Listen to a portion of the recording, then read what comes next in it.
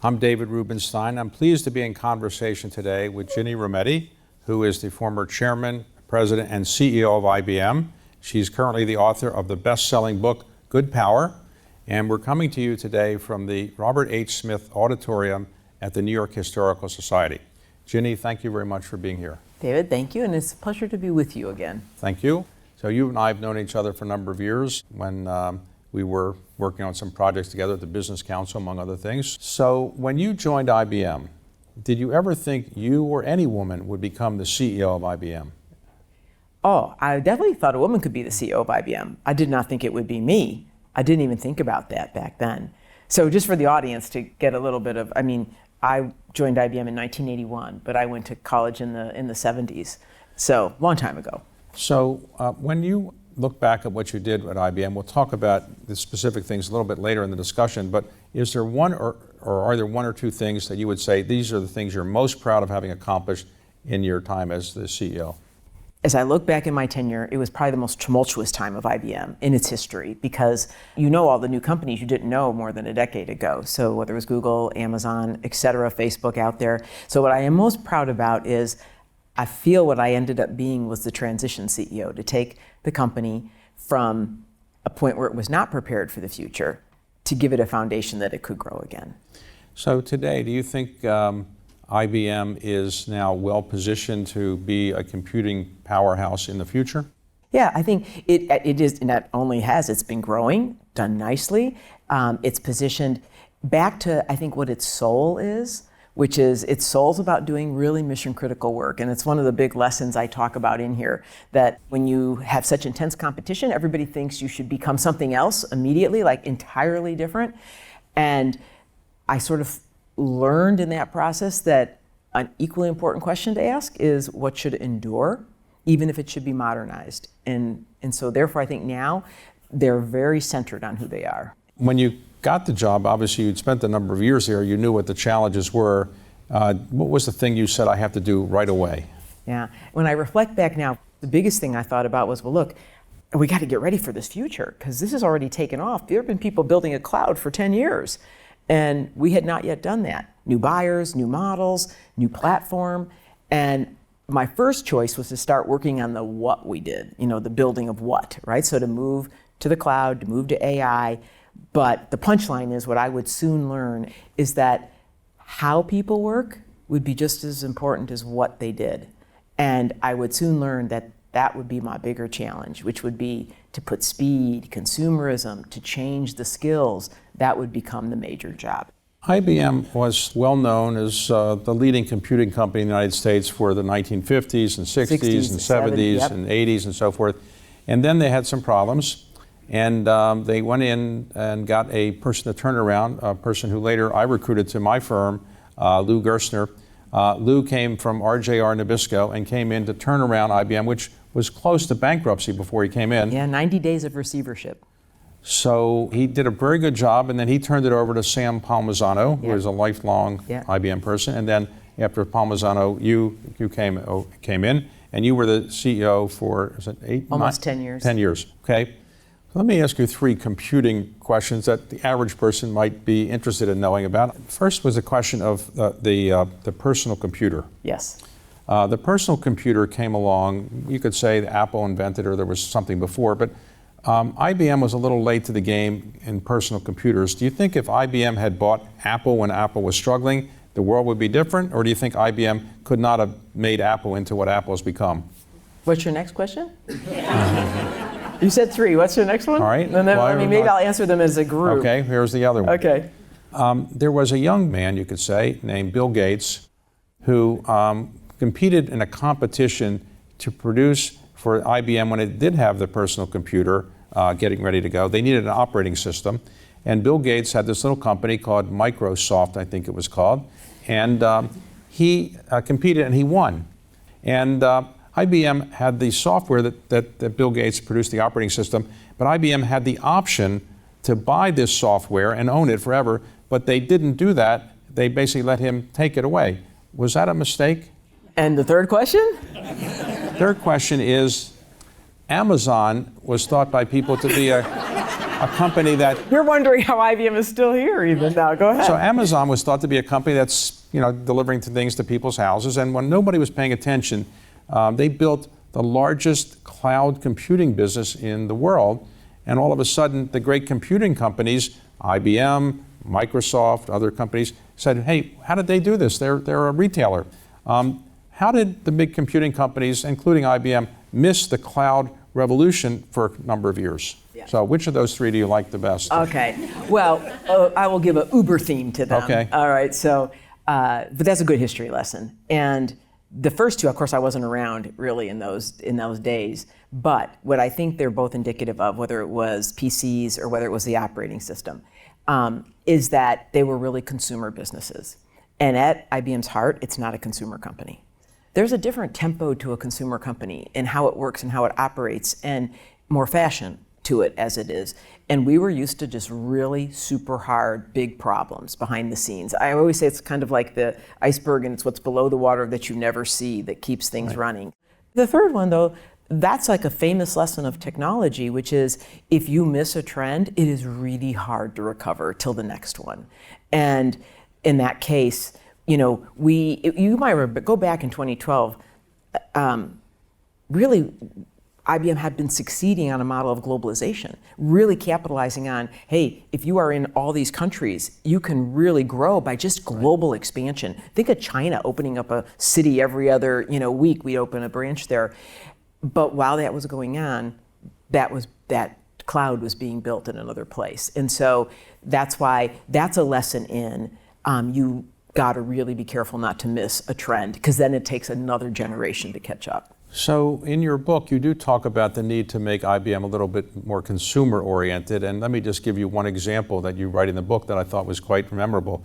For Christmas, you have a nephew, I think he was maybe under the age of 5 or 6, I can't remember, and you bought him an iPad. And he was so excited about it, he started using it, and all of a sudden you said, how can he be so excited about this product?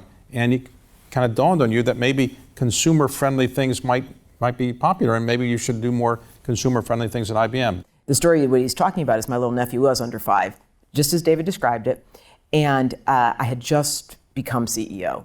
So it was just right, or it's about to, in January 1st, and the little guy, he takes a picture of a deer out in the yard, and he runs back, and my sister did not think he should have an iPad, by the way. I should have said that. She said he's too young. And he had given her this beautiful pottery thing he made her. He took it right out of her lap and gave it to me, right? And so I was like, okay. But in that moment, I said to myself, okay, these same people go to work the next day. And when they go to work, if everything they touch is cumbersome and hard and read a 1,000-page manual, like, this isn't the world. Like, you aren't going to separate your home life from your work life from what you expect. And it was in that moment that I really, there were others, but that was one that really kind of watershed to me. It was like, I got to now somehow bring consumerism into a company that's not a consumer company. So you've said in the book that your nieces and nephews are like your children. You do not have children. You and your husband chose not to do that.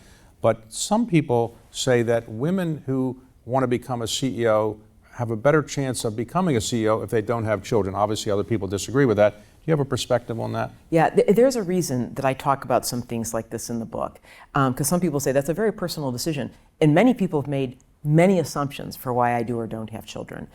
The book starts, and David knows my family history well, but it starts with my story of my mother when my father leaves our family. And I'm 16, and he says to I happen to walk in a garage, and he's in there talking to my mother, and he says to her, look, I really don't care what happens to you or the children. I don't care. I'm out of here. You can go work in the street for all I care. And I hear it. I'm standing there. He doesn't see me.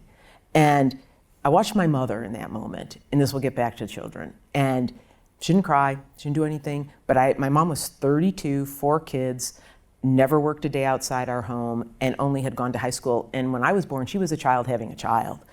And so we immediately were going to lose the house, had no money, had no food. She had to go on food stamps, federal aid. But what I watched was little by little, then she said, well, I'm gonna go to work, you watch the kids. You watch your brothers and sisters. And then a little better job, a little more. Now I'm gonna go to school a little bit. And community college, she never did get a degree. But the jobs got a little better and a little better. And it was enough that, okay, because she was so embarrassed by food stamps and, you know, all that started to stop. She could do it. And my mom will say, the reason I didn't have children is that I had my children. That what I, you know, with my sisters, and I never hated it. I mean, they would behave because they knew, they were like, they knew we can't cause our mother more trouble. So we all had to be good. And so now, the reason I write about it in the book is many people will say, well, to do what you do, you cannot have children, right? As if I made that decision so because I had a career, right? And that was never the reason. So I decided it was worth talking about. And so I write and say, please don't make that decision based on whether or not you think you could ever do these jobs. You have to work for a company that has values and flexibility and things like that. We can come back to it. But you know, the most important thing, you have to have a support system of some kind. So I don't deny that part, right? And I don't deny that. I always say, like, I have great empathy for the people with kids because this is a math equation. If you don't have them, yes, it's less emotional and it's less hours. I mean, that's just math. And so therefore, I would watch my sisters, my brother. I have great empathy for my people that did have kids, right? Because of that pull. So it's a little longer answer, but it was a context that in the beginning of the book, I talk a lot about my upbringing and what it meant. By the way, my mom taught me, like, don't ever let someone else define you. That's what we watched by watching my mom. So you were the oldest, and then there were three others. Yeah, a brother okay. and two sisters. Three others.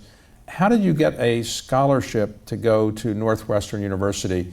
Because you know, you were working and you know, you're going to high school. You must have been a very good student in high school to get a scholarship at Northwestern. It is, but this is a part I really liked. I hope I can inspire as I say, the book's written in something called the power of me, the power of we, and the power of us. And in that beginning, the reason I told you the story of my mom, and I'll get to Northwestern, was I felt like my mom showed us she had power when she had absolutely nothing else. And she had a power to change something. But anyways, back to your point, how to get into Northwestern, because I didn't have a dime of money, right? And but this is the point about communities, and I try to talk a lot about teachers, communities. I mean, it was like a million teachers that would go, hey, apply for this little scholarship. It's like $50. Apply for this one. It's $500. And then I said, where can I go to college? I look on a map. I say, well, I know I can get to a state school, University of Illinois. I'm pretty sure. Then I look on a map. I said, what other good schools around here? This is all there was to it. 2 schools. I go, Northwestern. I'm like, University of Chicago, no way. And I say, okay. And Northwestern has a policy that if you can get in academically, they will find you the money. So I apply, and lo and behold, I get in. You know, to my like shock and surprise. And then a professor, by the grace of God, says to me one day, hey, look, there's this company called General Motors, and they are, and this is a very interesting point about the policies of the 70s, the 80s, and they really are looking to bring more women, underrepresented groups into the companies. They're going to pick 2 people at 10 Ivy League schools and give them a completely full scholarship. And he said, I really think you should go to the interview. And I'm like, no, I can't get that. No, you really should go. And I would get that scholarship from General Motors, who would then pay the rest of all my education. Now, they don't offer these programs like this anymore. They paid it. I worked there in the summers, which is where I would meet my husband. They would salary me and then give me tenure, you know, if I went to work. And that is why I went to work there, because I felt such loyalty. I did not have to. It was a no strings attached deal. And but I felt so much loyalty to them. I started there. So you're there at General Motors for a while, and then how does the opportunity come along to go to IBM? Is that from somebody you know well? My husband. Okay, so you go to IBM, and you're an expert in lots of things that they're interested in, computer science and so forth, and you're doing well, but then all of a sudden they say you should go into the consulting business. Yeah. What is IBM doing in the consulting business, and why did you jump into that business? Yeah, IBM decides to go into consulting, doesn't have any consulting business, and hires a bunch of people from the outside, and then says, oh, a few of you from the inside better come here and help these people. And I got asked if I would work for them and help start it. And the rest would become history. I would eventually build that business to $20 billion. Well, what happens is, as I little time between. Report in the book, you work in the consulting business, that you're doing pretty well, and then somebody says we should buy the PwC consulting business, which is a gigantic business. IBM ultimately buys it as a result of your work on it, and then they say to you, guess who should lead the combined consulting company with PwC and IBM. And were you surprised they asked you to do it? Yeah, I was. There had been 5 mergers before that had all failed in consulting. Because consultants, when you put together 2 consulting groups, IBM did have consultants. They were technical. These would be business people. And these are really hard to put together. And I just went to help with the negotiation. I didn't think that was what I was going to be doing.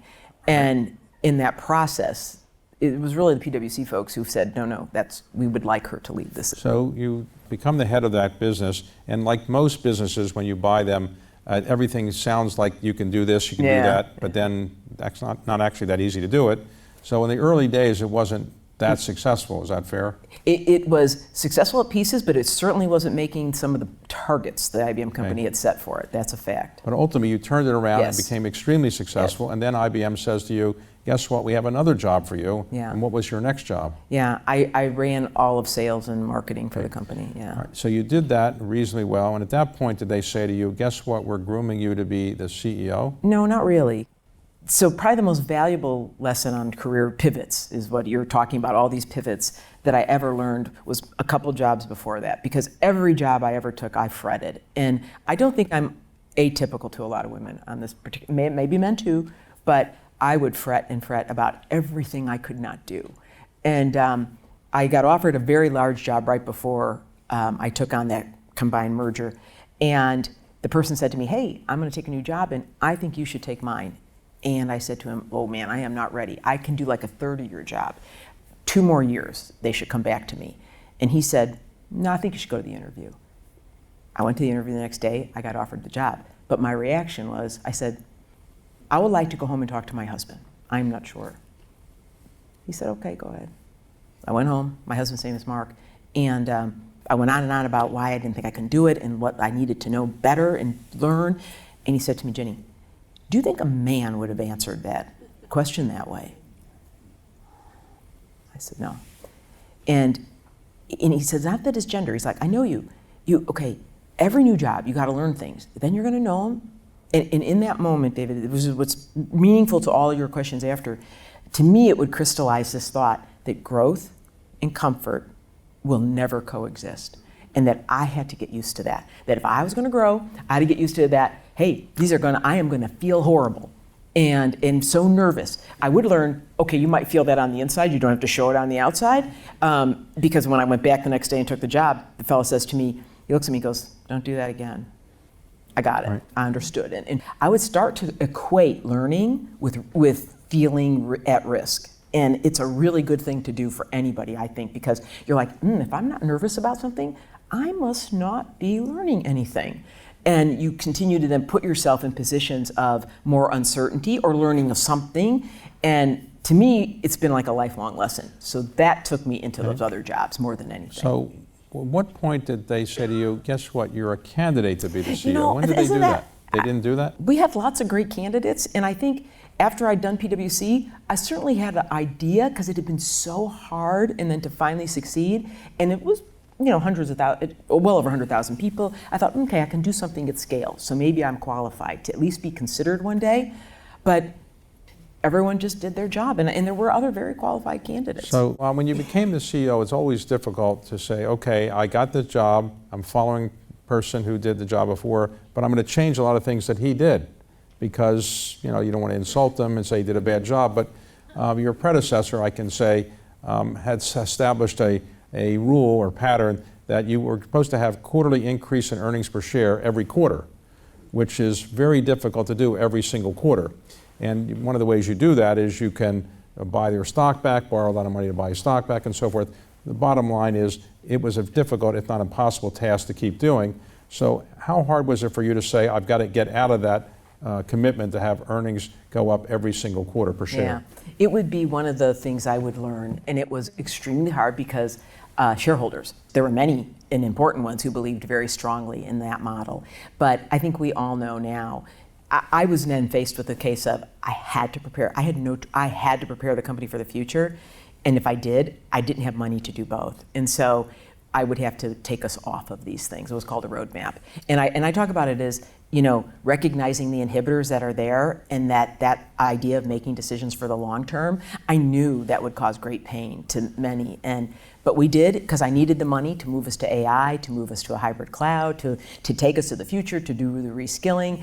There was no way you could do both of those. And that was the choice I made to preserve the company. Okay, you also tried to change the type of people that IBM hired.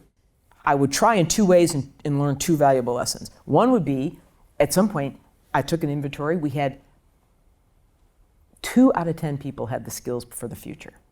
They had great skills for the past, but not the future. So we had a really big skilling job. So one idea was go hire lots of people from the outside.